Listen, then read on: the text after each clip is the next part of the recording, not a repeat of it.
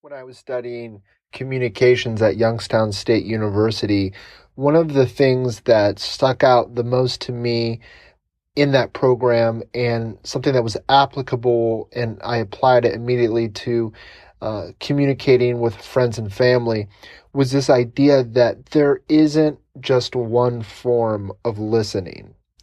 There are different types of listening that are dictated by what is required given that moment. So, for example, you could be listening to give advice or to give encouragement or to be a shoulder to cry on or to learn. And this makes me think of a quote by the Stoic philosopher and Roman Emperor Marcus Aurelius, who said, "Practice really hearing what people say. Do your best to get inside of their minds." And that is our job as listeners, to figure out, what does the other person need. Um, we need to figure out how we can be most of help. I've caught myself giving advice to people who really wanted me to be a shoulder to cry on, and vice versa. And trying to figure out what they need as a practice, and it should be in the back of our mind of constantly thinking, what did they say, not what we think that they say, because often we give our own projections on what the other person is saying to us rather than taking it objectively for what it is and going from there.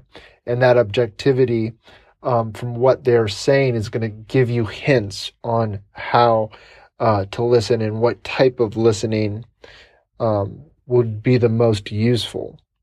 And to me, this requires a lot of empathy. This makes me think of the book How to Win Friends and Influence People by Dale Carnegie.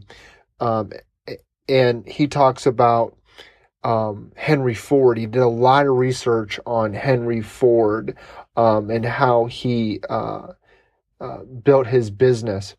And it says here in his book, it says, quote, "If there is any one secret to success," said Henry Ford, "it lies in the ability to get to the other person's point of view and see things from that person's angle as well from your own," end quote.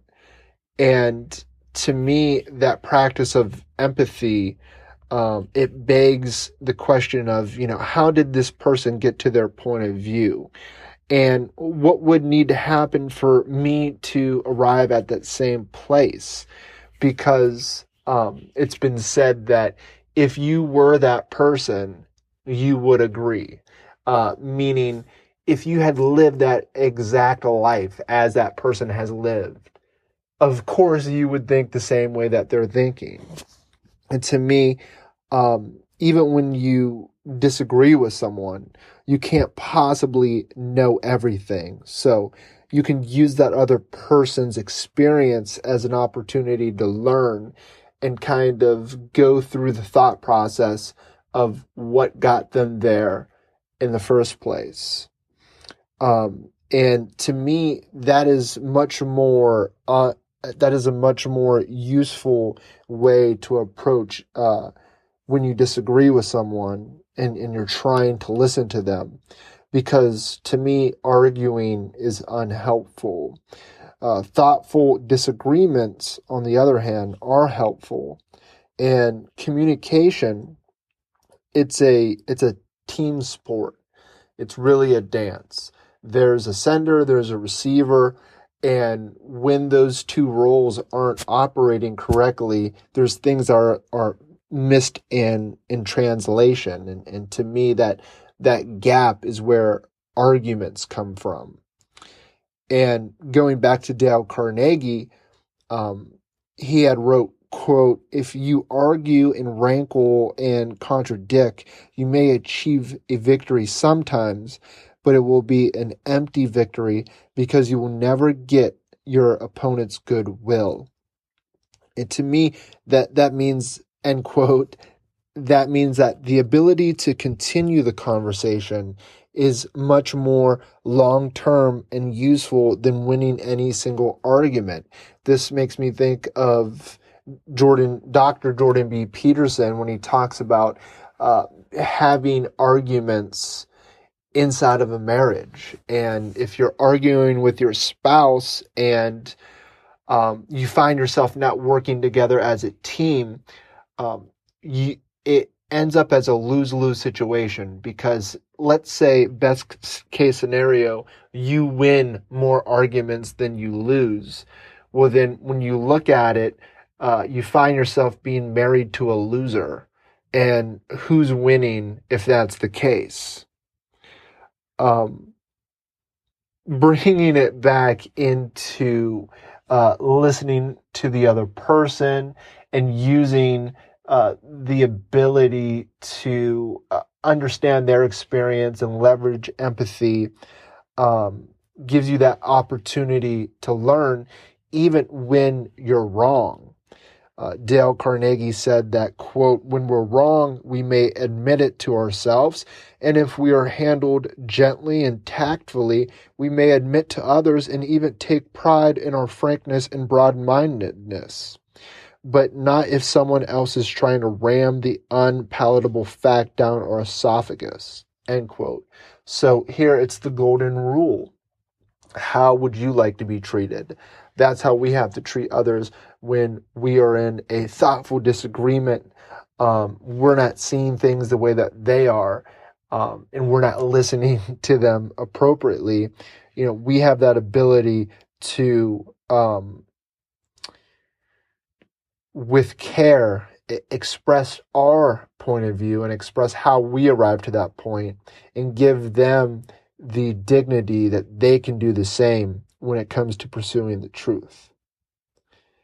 And when the truth comes out and that person realizes whether it's that they were right or that you were right, it's always best to allow that other person to be the one who discovered their own enlightenment.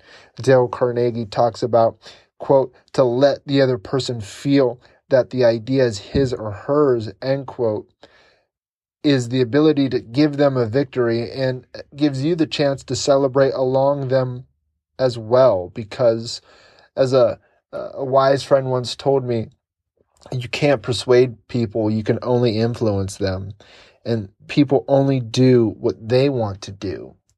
So if you want to influence them in the proper way and push them towards a more helpful situation, it's always good to listen to the other person, figure out what type of listening that is needed, understand that you can have thoughtful disagreements rather than arguing and criticizing. And then once you get to the point of finding a truth, whether it be on your side or not, give that person the ability, give them the gifts, give them the dignity to work through towards a better way for themselves, because they gave you the ability to see things in a different light as well. So with that, I hope you're listening to people. I hope that you are staying sane and staying healthy. And if there's anything that I can do for you, you know where to find me, lewislee.net, @_Lewis_Lee on Twitter. I would love to hear from you.